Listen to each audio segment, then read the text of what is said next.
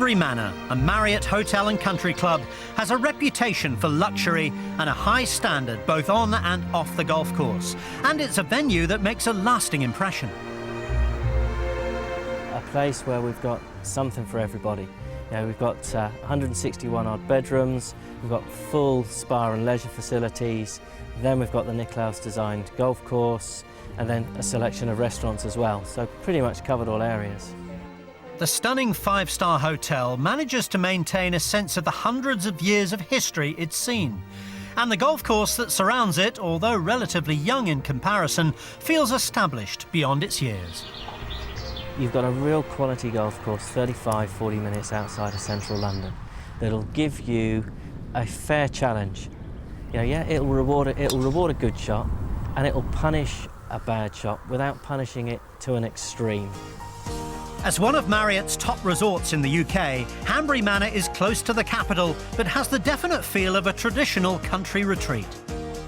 The land it's built on is referred to in the Domesday Book, and a house was first on the estate as early as the mid-15th century. Since then, it's been in the hands of numerous families, and since the 1980s, it's been a hotel. For us, we've got the history. The newer hotels don't have the history. So, you know, history doesn't go out of fashion, whereas, you know, the new Art Deco sort of things, they will date. We protect what we've got. But although the hotel exhibits that history in abundance, it's moved with the times, and many of its facilities reflect that. You don't have to come here and be a golfer. You don't have to come here and want to use a spa. You can just come here and actually ignore both of those and actually use it just as a dining experience and a great country place to stay. It's hard, however, to ignore the superb golf course that in the past has played host to some of the best golfers in the game. Well, the course is a Nicklaus design. It's typically a Nicklaus course from very sculptured. It's got long fescue rough, sculpturing the course on the front nine specifically. It's very flowing on the front nine. On the back nine, it's more of parkland, so it's quite a contrast between front and back. And there's a lot of water across all of the course, some big lakes and some good challenging shots to be played. Harry Varden designed an original 9 holes back in 1913, and some of the course's original features still remain.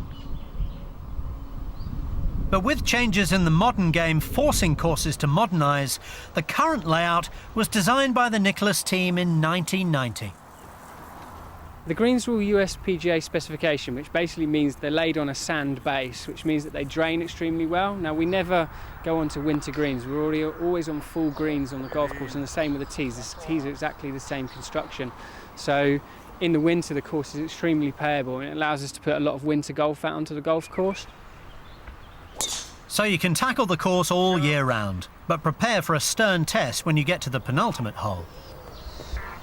The 17th hole offers you a challenging par 5, where you give the opportunity to hit the green in 2 or lay up and play the par 5 with a 3-shot par 5. It measures 496 yards at stroke index 6. Most of the time players do give it a go, but you have got enough water in front of that green to grab up your golf ball. You also have bunkers right and left of green. So let's give it a go.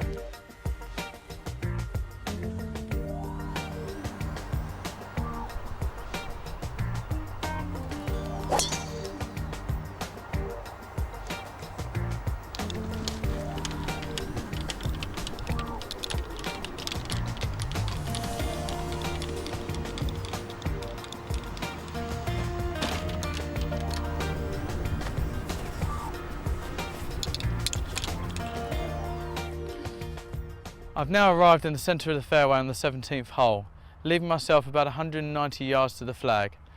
With an elevated green, I've decided to hit the rescue wood, because most of the trouble is at the front of the green, being a lake and being a bunker. So risks all eliminated.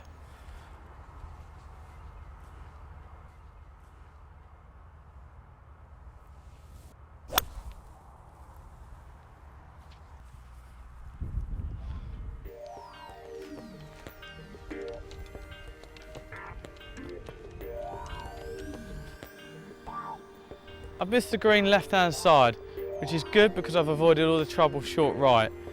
but still gives me an opportunity to make birdie or to make par.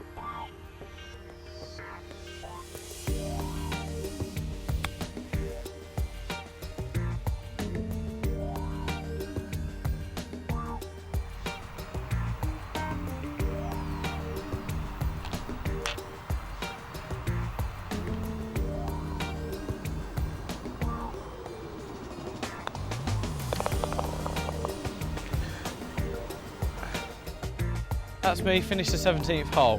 Finished with a birdie and avoided all the trouble that this 17th hole produces.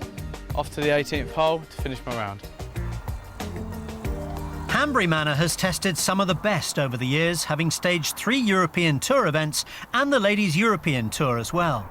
But with a wide selection of tees, the course is manageable for players of all abilities. From the back tees here, it's a real challenge, just over 7,000 yards. And you need to play very well to maintain a good score off that. But for amateur golf, there's lots of different tee selections, so we can move the guys forwards on a corporate day, for example, and they can be playing off of the yellow tees, which is just over 6,000 yards, and it makes the day much more enjoyable for them to be able to get around the golf course. After the round, the Varden Bar is the perfect spot to check the scorecard and mull over what might have been. We specialise with course closure events, so if someone wanted to take the entire course exclusively for their day and for their company, they could do that as well. So it's one of the things we do. A standalone, purpose-built 27-bedroom facility can accommodate a more private group, and its 13 function rooms within the main hotel offer ample opportunity to mix business with pleasure, something that Hanbury Manor specialises in. You have to spend a lot of time talking and listening to your clients. The majority of our actual corporate golf is return every single year, year in, year out. Always has been, and I think to some point always will be.